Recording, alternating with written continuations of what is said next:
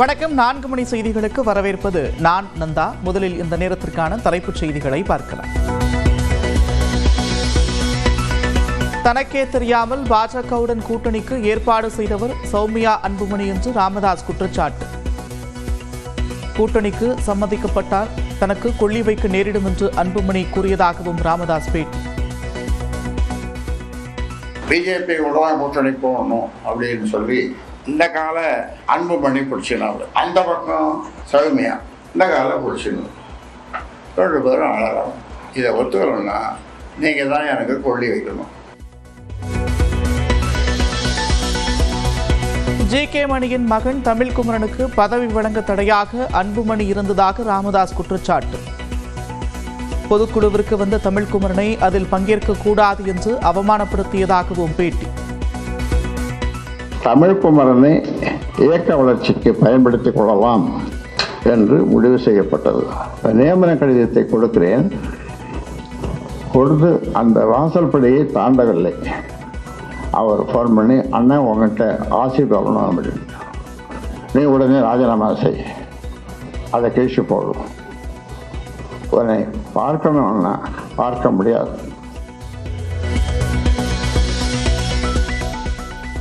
கட்சி பிரச்சனை குறித்து பேசிய போது தன் அம்மா மீதே பாட்டிலை கொண்டு எறிந்தார் அன்புமணி. சுவரில் பாட்டில் விழுந்ததால் தாய் தப்பித்து விட்டதாகவும் அன்புமணி மீது ராமதாஸ் பரபரப்பு குற்றச்சாட்டு. அம்மா ஏதோ சொன்னாங்க, ஏன்பா உன் 2வது மகளை போட்டு இருந்தா நீ சும்மா இருப்பியா, அது பேசாம தானே இருந்திருப்பேன் அந்த பொறுப்புக்கு அப்படின்னு சொன்னதான். அங்க உட்காந்து பாட்டிலை தூக்கி அம்மா மேல அடிச்சான்.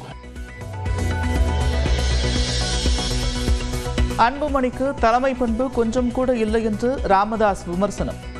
கட்சி நிறுவனரான தனக்கே அன்புமணி பல கட்டுப்பாடுகளை விதித்ததாகவும் குற்றச்சாட்டு. உனக்கு தலைமை பண்பு கொஞ்சம் கூட இல்லை அப்படின்னு சொல்லி அதை முடிச்சிடணும்.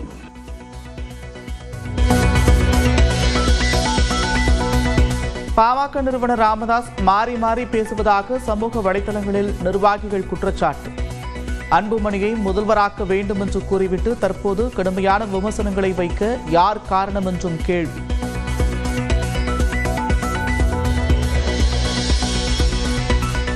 நாளை முதல் பாமக மாவட்ட நிர்வாகிகளை சந்திக்கிறார் அன்புமணி. பனையூர் அலுவலகத்தில் புதிய உறுப்பினர்கள் அட்டை வழங்கும் நிகழ்ச்சி 3 நாட்களுக்கு நடக்க இருப்பதாகவும் தகவல்.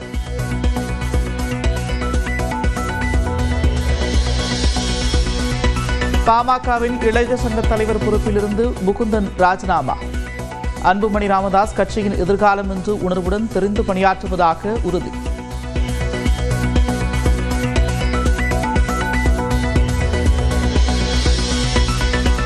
பூத் கமிட்டி அமைக்கும் பணிகளை ஜூன் மாதத்திற்குள் முழுவதுமாக முடித்துக் கொடுக்க வேண்டும். சென்னையில் அதிமுக மாவட்ட செயலாளர்கள் மற்றும் பொறுப்பாளர்கள் கூட்டத்தில் பொதுச் செயலாளர் எடப்பாடி பழனிசாமி பேச்சு. வழக்கமான நடைமுறை அடிப்படையிலேயே கீழடி அகழாய்வு அறிக்கை குறித்து திருத்தம் கேட்கப்பட்டது. அறிக்கையை வெளியிட தொல்லியல் துறை தயக்கம் காட்டுவதாக கூறுவது கற்பனை கதை என்று மத்திய அரசு விளக்கம். உச்சநீதிமன்றத்திற்கு 3 புதிய நீதிபதிகளை நியமனம் செய்து குடியரசுத் தலைவர் திரௌபதி முர்மு உத்தரவு. கொலிஜியம் பரிந்துரை செய்த என் அன்சாரியா, விஜய் பிஷ்ணோய் மற்றும் ஏஎஸ் சத்ருகர் ஆகியோர் உச்சநீதிமன்ற நீதிபதிகளாக நியமனம். ரிசர்வ் வங்கி கொண்டு வந்துள்ள நகைக்கடன் கட்டுப்பாடுகள் மாநில கூட்டுறவு வங்கிகளுக்கு பொருந்தாது. கூட்டுறவுத்துறை அமைச்சர் பெரிய கருப்பன் விளக்கம்.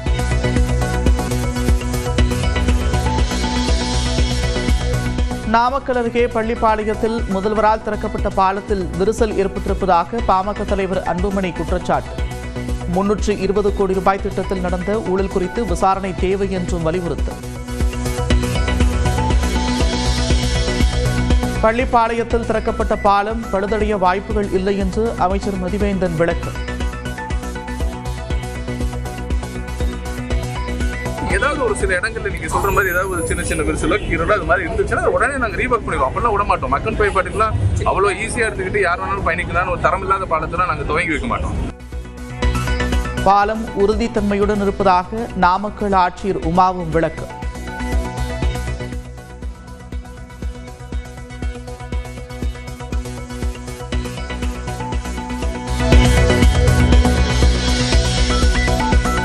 சென்னை குரோம்பேட்டையில் போக்குவரத்து ஊழியர்கள் ஆர்ப்பாட்டம். 3% மட்டுமே ஊதிய உயர்வு என்ற அடிப்படையில் போக்குவரத்து துறை பேச்சுவார்த்தை நடத்த எதிர்ப்பு.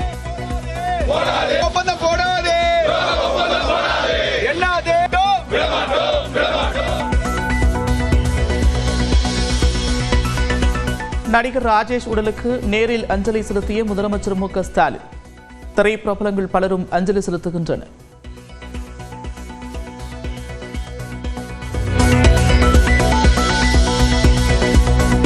ஆரணி அருகே இறந்த பாட்டியின் 2 லட்சம் ரூபாய் பணத்தை பிரித்துக் கொள்வதில் தகராறு. நடுரோட்டில் சண்டையிட்டுக் கொண்ட உறவினர்கள்.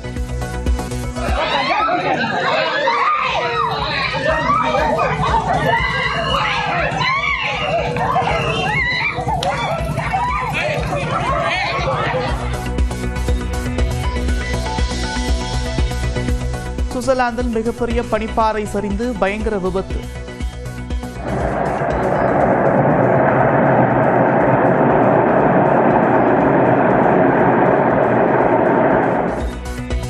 பிளாட்டன் கிராமத்திலிருந்து 90% வீடுகள் அழிந்ததால் மக்கள் கண்ணீர்.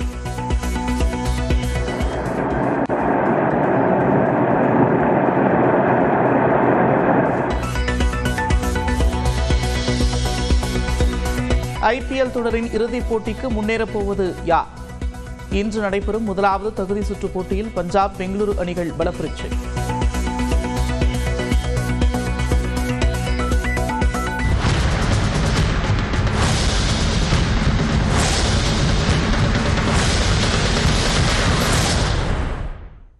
பாமக நிறுவனர் ராமதாஸ் மற்றும் அக்கட்சியின் தலைவர் அன்புமணிக்கு இடையிலான மோதல் உச்சகட்டத்தை எட்டியிருக்கும் நிலையில் பாஜகவுடன் கூட்டணி வைக்காவிட்டால் தனக்கு கொள்ளி வைக்க நேரிடும் என்று அன்புமணி மிரட்டியதாக பாமக நிறுவனர் ராமதாஸ் தெரிவித்துள்ளார். இந்த கூட்டணி நடந்த தேர்தலில் இந்த கூட்டணி பற்றி பேசும். நான் அதிமுகவோட கூட்டணி சேரணும்னு சொல்லி இவருக்கு ஒரு கடிதம் எழுதி கடைசியில் டைப் பண்ணது. கடைசியில் என் கைப்படவே அந்த கடைசியில் 4 வரி, நீயே எடப்பாடி பழனிசாமி கிட்ட பேசு, நீயே எடப்பாடி பழனிகிட்ட பேசு அப்படின்னு சொல்லி கையாளி எழுது. அதே மாதிரி பேசினாங்கள்ல, எடப்பாடி கிட்ட பேசினார். எடப்பாடியும் நம்ம சி.வி. சண்முககிட்ட சொல்லி, சரிப்பா சொல்கிற மாதிரி பண்ணிடுப்பா அப்படின்ட்டார்.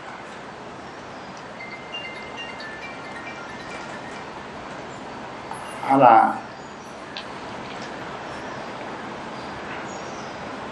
அன்னைக்கு அன்று ஒரு நாள் இந்த பிஜேபியோட தான் கூட்டணி போகணும் அப்படின்னு சொல்லி அதிமுகவோட கூட்டணி போகக்கூடாது. இப்போ அதிமுகவோட கூட்டணி போயிருந்தால் நாங்கள் ஒரு 3 இடம், நாங்கள் குறைஞ்சது 3 இடம் ஜெயிச்சிருப்போம். அவங்க ஒரு 6-7 இடம் ஜெயிச்சிருப்பாங்க அதிமுக. எங்களுக்கு சின்னம் கிடைச்சிருக்கும், சின்னம் கிடைச்சிருக்கும். அவங்க 6-7 இடத்துக்கு மேலே ஜெயிச்சிருப்பாங்க. ஏன்னா இது நேச்சுரல் அலையன்ஸ். அதிமுக பாட்டாளி மக்கள் கட்சின்றது ஒரு இயற்கையான கூட்டணி. அந்த காலத்தில் இருந்து நேச்சுரல் அலையன்ஸ்ன்னு சொல்லுவாங்க. அந்த மாதிரி எல்லாம் பேசி முடிச்சுட்டு கடைசியில் இந்த கால அன்புமணி பிடிச்சினாள். இந்த தொடைய அந்த பக்கம் அன்புமணி மனைவி சௌமியா இந்த கால பிடிச்சிடணும். 2 பேரும் அழறாங்க. எதுக்கு அழறாங்க? பிஜேபியோட கூட்டணி போகணும்.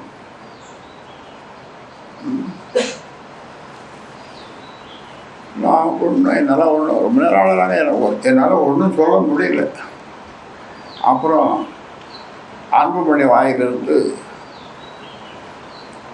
ஒரு உதிர்ந்த முத்துக்கள் சொல்லுவாங்கள்ல, அந்த உதிர்ந்த முத்துக்கள் உதிர்ந்தது.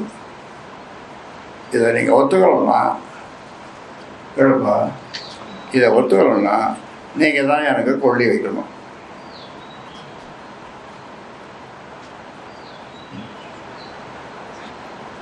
நீங்கள் தான் எனக்கு இந்த பக்கம் இவர் தொலைய பிடிச்சினா சௌமியா இந்த பக்கம்னால அப்புறம் வேறு வழி இல்லாமல் நடந்தது. அதுதான்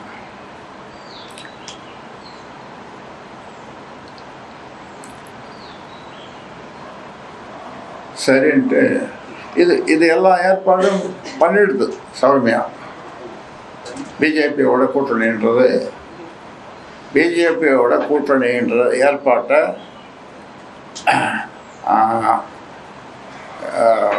பேர் என்னப்பா, அண்ணாமலையா? ஆமாம், அண்ணாமலையோடலாம் பேசி எல்லாம் மறுநாள் காலையில் பார்த்தா அவங்க வெளியில் பாரத் மாதாக்கு ஜெய், பாரத் மாதாக்கு ஜெய்னு ஒரு கோஷம் அங்கே கேட்குது. அண்ணாமலை வந்துட்டார் காலையில். பெரிய சாப்பாடு எல்லாம் விருந்து காலையில் நடக்குது. எனக்கு தெரியாமே நடக்குது.